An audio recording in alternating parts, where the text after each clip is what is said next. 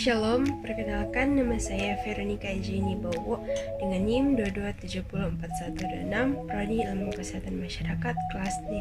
Membuat video ini untuk memenuhi tugas mata kuliah epidemiologi dasar. Nomor 1, jelaskan pengertian epidemiologi menurut para ahli dan diri sendiri.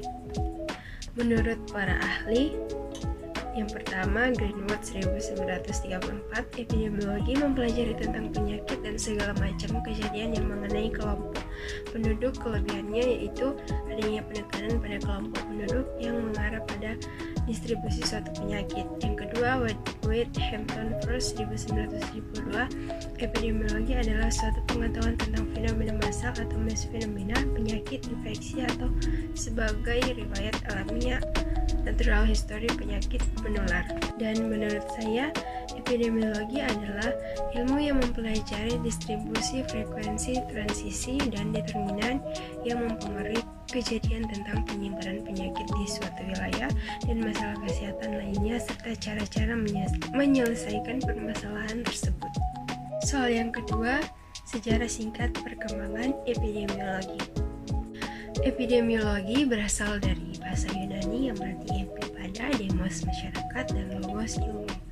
Awalnya dipakai untuk mempelajari penyakit menular saja, ilmu yang mempelajari penyakit dan status kesehatan masyarakat. Yang pertama, Hippocrates abad ke-5 sebelum Masehi menyadari penyakit berhubungan dengan musim, air, angin, udara, dan jenis pekerjaan. Yang kedua, John Granat 1662, orang primata yang melakukan kuantifikasi kejadian kesakitan dan kematian.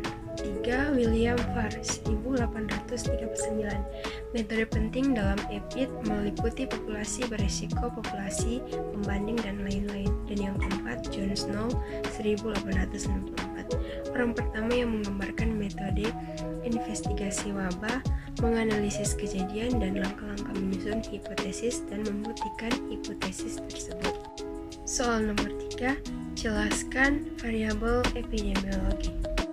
Variabel epidemiologi adalah ilmu yang mempelajari pola kesehatan penyakit dan faktor yang terkait dengan objek penelitian atau apa yang menjadi fokus di dalam suatu penelitian dengan membandingkan kelompok-kelompok menurut orang, tempat, dan waktu.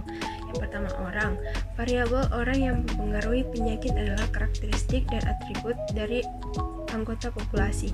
Adapun beberapa variabel orang adalah umur, jenis kelamin, kelas sosial, jenis pekerjaan, penghasilan, ras dan suku bangsa atau etnis, agama, status perkawinan, besar, umur kepala keluarga, struktur keluarga, dan paritas. Yang kedua, tempat. Maksudnya adalah perkotaan, pedesaan, pemukiman, domestik asing, dan sebagainya.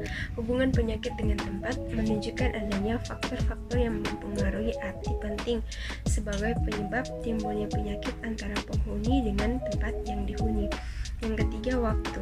Kejadian penyakit menurut waktu, jam, hari, minggu, bulan, serta tahun. Tujuan mengetahui waktu adalah dapat memperkirakan sumber penyakit dengan melihat masa inkubasi penyakit, perkiraan terjadinya KLB, melihat menurunnya kasus karena program. Soal yang keempat, jelaskan tentang kausalitas penyakit. Penyakit kausal adalah penyakit yang disebabkan oleh suatu faktor tertentu, misalnya disebabkan oleh bakteri, parasit, virus, dan lain-lain. Terdapat dua pendekatan dalam mendefinisikan penyakit, yaitu pendekatan determinan dan pendekatan probabilitas. Pendekatan determinan menganggap antara variabel dependent atau penyakit dan variabel independent atau faktor penelitian berjalan sempurna persis yang digambarkan dalam model matematika. Dan pendekatan probabilitas sistematis yang dapat mempengaruhi hasil kausalitas dari faktor kausal merupakan pemberian ruang terhadap kemungkinan terjadinya kesalahan-kesalahan, baik kesalahan random maupun kesalahan. Berdasarkan definisi kausalitas, epidemiologi membedakan 5 definisi kausal, yaitu produksi, necessary kausal, sufficiency, komponen kausal, kausal probability, kontrafaktual. Soal yang kelima, jelaskan riwayat alamiah penyakit. Riwayat penyakit alamiah adalah perjalanan penyakit individu mulai dari onset patologisnya atau kemunculannya hingga resolusinya, baik melalui pemulihan total atau berakhir dengan kematian. Titik kemunculan penyakit bukanlah konsep yang didefinisikan secara tegas.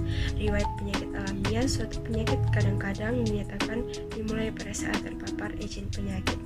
Pengetahuan tentang riwayat penyakit alamiah sama pentingnya dengan pemahaman penyebab penyakit dan selanjutnya digunakan untuk pencegahan dan pengendalian penyakit.